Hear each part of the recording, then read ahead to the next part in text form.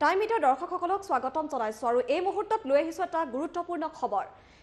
দেখিবলৈ পোৱা গৈছে প্ৰমোদ বড়োৰ নেতৃত্বত যদিও বা বিটিচিত চৰকাৰ গঠন হ'ল কিন্তু এতিয়াও যেন শেষ আশা এৰি দিয়া নাই হাগ্ৰামা মহিলাৰীয়ে বিটিচিত হ'ব হাগ্ৰামাৰে চৰকাৰ এই দাবী কৰিলে হাগ্ৰামা মহিলাৰীয়ে বিটিচিৰ শাসনৰ বাক জৰি নিজৰ হাতৰ মুঠিত থৈ ৰখাৰ যেন শেষ প্ৰয়াস কৰিলে হাগ্ৰামা মহিলাৰীয়ে সাংবাদিকৰ সন্মুখত চৰকাৰ বনাম বুলি চ্যালেঞ্জ হাগ্ৰামা মহিলাৰীয়ে জনাই আছো এই মুহূৰ্তত এটা গুৰুত্বপূৰ্ণ খবৰ বৰ্তমানো ভাঙি পৰা নাই পূৰ্বৰ বিটিচিৰ চেফ হাগ্ৰামা মহিলাৰী আমি জনাই আছো এই মুহূৰ্তৰ আটাইতকৈ গুৰুত্বপূৰ্ণ খবৰ বিটিচিত চৰকাৰ বনাম বুলি আইনৰো আশ্ৰয় লৈছে বিপিএফে 15 ডিসেম্বৰত চৰকাৰ গঠন কৰিছিল প্ৰমোদ বড়োৱে আৰু তেতিয়াৰ পৰা দেখিবলৈ পোৱা গৈছিল এক বৃহৎ অংকত যেন ব্যস্ত হৈ পৰিছিল এফালে যদি ইউপিপিএল আৰু আনফালে বিপিএফৰ সমান্তৰালকৈ ৰাজনৈতিক দলবিলাক ইতিমধ্যে তেওঁলোকে অংকত ব্যস্ত হৈ পৰিছিল বিটিচিত যদিও বা নতুন চৰকাৰ গঠন হ'ল কিন্তু আনফালে শেষ আশা কিন্তু এৰি দিয়া নাছিল হাগ্ৰামা মহিলাৰীয়ে আমি দৰ্শকক জনাই আছো এই মুহূৰ্তৰ গুৰুত্বপূৰ্ণ খবৰ আজি পুনৰ বিস্ফোৰণ ঘটালে হাগ্ৰামা মহিলাৰীয়ে মিত্ৰতা প্ৰসংগটো আজি বিস্ফোৰক মন্তব্য কৰিছে হাগ্ৰামা মহিলাৰীয়ে বিজেপিৰে মিত্ৰতা থাকিব নে নাথাকে সেই সন্দৰ্ভত হাগ্ৰামা মহিলাৰীয়ে বিস্ফোৰক মন্তব্য কৰিছে আমি তেওঁৰ ভাষ্য প্ৰথমে শুনাম তাৰ পাছত আমি অধিক তথ্য দিবলৈ চেষ্টা কৰিম মিত্ৰতা আমিতো মিত্ৰতা কাৰো লগত নাই এতিয়ালৈকে নাই আমি আজি অলপ আলোচনা কৰিম আৰু চাম মতে আজিও ক্লিয়াৰ ক'ব নোৱাৰিব কাৰ লগত মিত্ৰতা কৰি বিটিচিৰ গঠন কৰাৰ কাৰণে কি প্লেনিং নতুনকৈ আৰু ৰচনা প্লেনিং নাই চৰকাৰ এনে হৈ আছে চাই থাকক আপোনালোকে ছাৰ হিমন্ত কৈছে যে আমাৰ প্লেনিং নালাগে আছিলে বন্ধুত্ব পাহৰি গৈছে মিত্ৰতা শেষ হ'ব নেকি আচলতে বিজেপি চৰকাৰ আমাক বনাব দিয়ে আগত চৰকাৰ আমাক আগত বনাব দিয়ে ইয়াৰ পিছত বাছ এই 21ত নিৰ্বাচনটো চৰকাৰ ছাৰ বানাটো নিশ্চিত যদি মই বানাই আপুনি কি দিব মোক এইটো কওক ছাৰ বৰ্তমান বিটিচিৰ আজি প্ৰমোদ বড়োৱে কৈছে অলপ আগত মানসিকভাৱে হাৰাশাস্তি কৰিছে কষ্ট দিছে প্ৰমোদ বড়োক কোনে মই আপোনালোকে টেনশ্যন দিছে কেছ কৰি মেণ্টেলি টেনশ্যন দিয়া বুলি কৈছে কাক কেছ দিছে মই নহয় ছাৰ এই যিটো বিটিচি আপোনালোকে গঠন কৰাৰ সম্পৰ্কত কেছ দিছে সেইটো তেওঁক মানসিকভাৱে হাৰাশাস্তি কৰিছে কিন্তু এইবিলাক আইনগতভাৱে যিখিনি ন্যায় পাব লাগে সেইটোকে আমি কেছ দিছে কোনোবা ব্যক্তিগতটো কৰা নাই কাকবা ব্যক্তিগত কৰা নাই আমি ন্যায় যিটো পাব লাগে ইয়াৰ ওপৰত আমি কেছ দিছে এইটোৱেই তিনি মন্ত্ৰী আপোনালোকৰ কাৰ্যনিৰ্বাহ কৰি থাকিব এতিয়া এইবিলাক কিয় লাগে আপোনালোকক কৰিছে কৰা নাই চৰকাৰ আমি বনাম চাই থাকক না আপোনালোকে কিবা দে বাদে মই যদি চৰকাৰ বনাই আপোনালোকে কি দিব কওক বিৰোধীত নবহে নেকি আপোনালোকে বিটিচিত বাদি লাগিব মই চৰকাৰ নবনাই বুলি কোনোবা যদি চাওঁচ যে বাদি লাগক 100% নিশ্চিত 100%। আৰু এয়া আমি হাগ্ৰামা মহিলাৰীৰ ভাষ্য আমি দৰ্শকক শুনালো হাগ্ৰামা এতিয়া পূৰ্ণ আত্মবিশ্বাসী তেওঁ স্পষ্টভাৱে সংবাদ মাধ্যমৰ আগত কৈছে যে হাগ্ৰামাৰে চৰকাৰ হ'ব বিটিচি এফালে 15 ডিচেম্বৰত দেখিবলৈ পোৱা গৈছিল প্ৰমোদ বড়োৰ নেতৃত্বত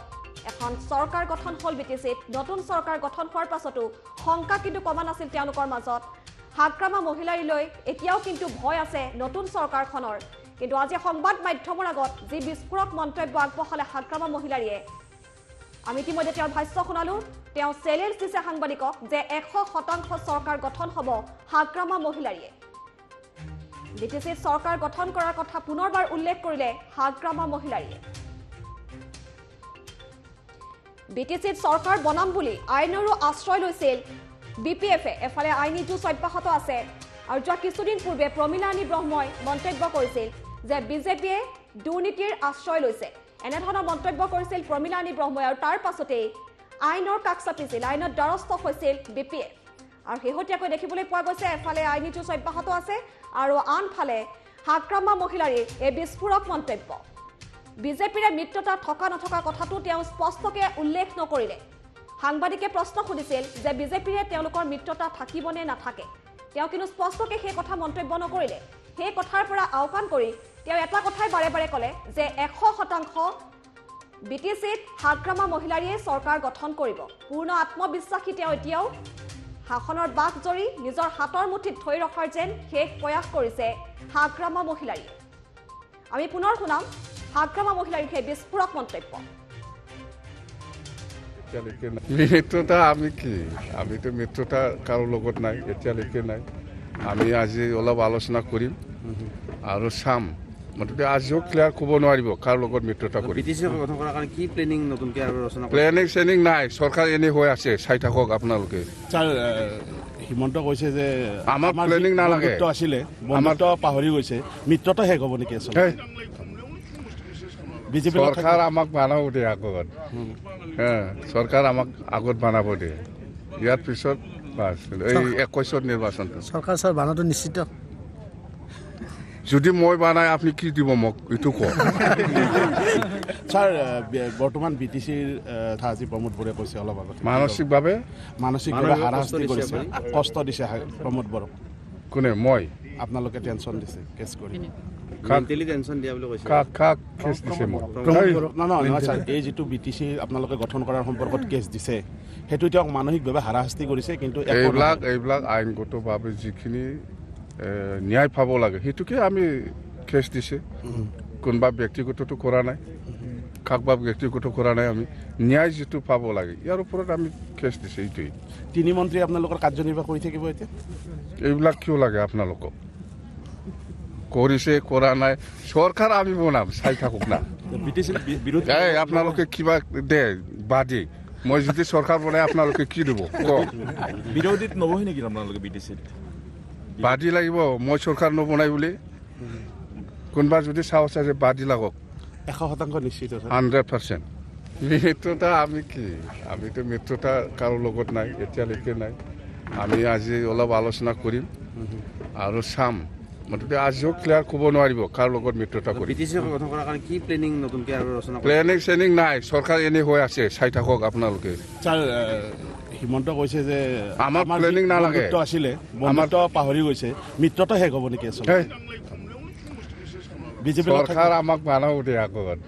আৰু এয়া আমি সংগ্ৰাম মহিলাৰীৰ ভাষ্য আমি দৰ্শকক শুনালো তেওঁ বিস্ফোৰক মন্তব্য কৰিছে যে তেওঁৰে চৰকাৰ হ'ব সংগ্ৰাম মহিলাৰীয়ে চৰকাৰ হ'ব বিগত 15 বছৰ ধৰি যিহেতু বিটিচিত শাসনৰ বাছ ধৰি নিজৰ হাতৰ মুঠিত ৰাখিছিল আৰু দেখিবলৈ পোৱা গৈছে সকলোৱে আচলতে এই বিষয়টোক লৈ দৃষ্টি নিবদ্ধ আছিল তাৰ আচলতে চৰকাৰ গঠন হ'ব আৰু নিৰ্বাচনৰ ফলাফলত দেখিবলৈ পোৱা গ'ল বিজেপি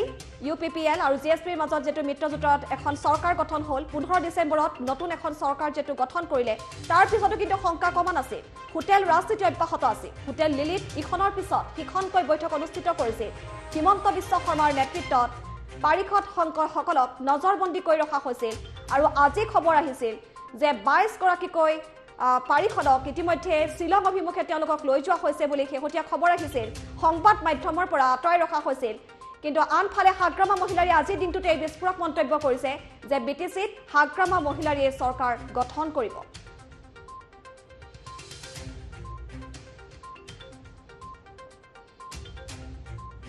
মিত্ৰতা আমি কি আমিতো মিত্ৰতা কাৰো লগত নাই এতিয়ালৈকে নাই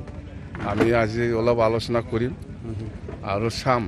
মুঠতে আজিও ক্লিয়াৰ ক'ব নোৱাৰিব কাৰ লগত মিত্ৰতা কৰিম বিটিচি গঠন কৰাৰ কাৰণে কি প্লেনিং নতুনকৈ আৰু ৰচনা কৰিছে? প্লেনিং চেনিং নাই চৰকাৰ এনে হৈ আছে চাই থাকক আপোনালোকে ছাৰ হিমন্ত কৈছে যে আমাৰ প্লেনিং নালাগে বন্ধুত্ব আছিলে বন্ধুত্ব পাহৰি গৈছে মিত্ৰতা শেষ হ'ব নেকি আচলতে হেই, বিজেপি চৰকাৰ আমাক বনাব দিয়ে আগত চৰকাৰ আমাক আগত বনাব দিয়ে ইয়াৰ পিছত বাছ এই 21ত নিৰ্বাচনটো চৰকাৰ ছাৰ বানাটো নিশ্চিত যদি মই বনাই আপুনি কি দিব মোক এইটো কওক ছাৰ বৰ্তমান বিটিচিৰ আজি প্ৰমোদ বৰে কৈছে অলপ আগত মানসিকভাৱে মানসিকভাৱে হাৰাশাস্তি কৰিছে কষ্ট দিছে প্ৰমোদ বৰক কোনে মই আপোনালোকে টেনশ্যন দিছে কেছ কৰি মেণ্টেলি টেনশ্যন দিয়া বুলি কৈছে। কাক কেছ দিছে মোক নহয় ছাৰ এই যিটো বিটিচি আপোনালোকে গঠন কৰাৰ সম্পৰ্কত কেছ দিছে সেইটো তেওঁক মানসিকভাৱে হাৰাশাস্তি কৰিছে কিন্তু এইবিলাক আইনগতভাৱে যিখিনি ন্যায় পাব লাগে সেইটোকে আমি কেছ দিছে কোনোবা ব্যক্তিগতটো কৰা নাই কাকবা ব্যক্তিগত কৰা নাই আমি ন্যায় যিটো পাব লাগে ইয়াৰ ওপৰত আমি কেছ দিছে এইটোৱেই তিনি মন্ত্ৰী আপোনালোকৰ কাৰ্যনিৰ্বাহ কৰি থাকিব এতিয়া এইবিলাক কিয় লাগে আপোনালোকক কৰিছে কৰা নাই চৰকাৰ আমি বনাম চাই থাকক না বিটিচিৰ বিৰোধী এই আপোনালোকে কিবা দে বাদে মই যদি চৰকাৰ বনাই আপোনালোকে কি দিব কওক বিৰোধীত নবহে নেকি আপোনালোকে বিটিচিত বাদি লাগিব মই চৰকাৰ নবনাই বুলি কোনোবা যদি চাওঁছে যে বাদি লাগক 100% নিশ্চিত 100%